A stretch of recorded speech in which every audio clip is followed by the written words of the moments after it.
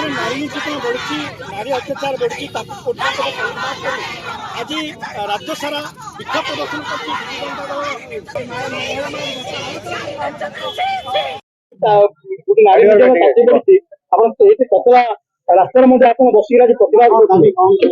निश्चित भाव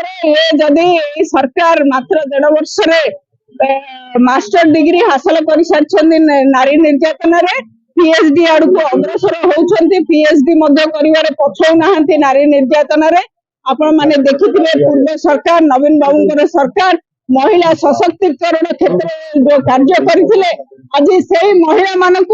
हाथ गुंजा देकी निष्क्रिय करके आज अकथनीय निर्यातन होची से जन्म है शिशु ठार आरंभ करके दुई को महिला पर्यंत महिला को निर्यातन दि जाऊँगी शिशु को निर्यातन दि जाऊँगी आज यही परिप्रेक्षी में आम विजु जनता दल तरफ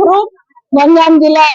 तरफ आसिकी आईजी महोदय को मेमोरांडम दवाई आसीलु किंतु से समय देते से उपलब्ध होना पर्यंत आम अपेक्षा करूँ दवाई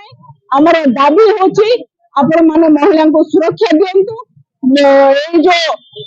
लक्ष लक्ष टंका खर्च करके आज कोटी कोटी टंका खर्च करके गछ माँ के नाम पे लगाउछन्ती गोटे झील लगातु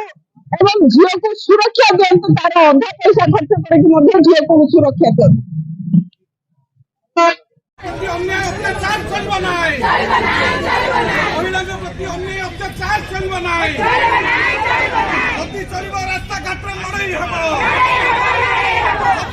रास्ता घाट लड़ाई हम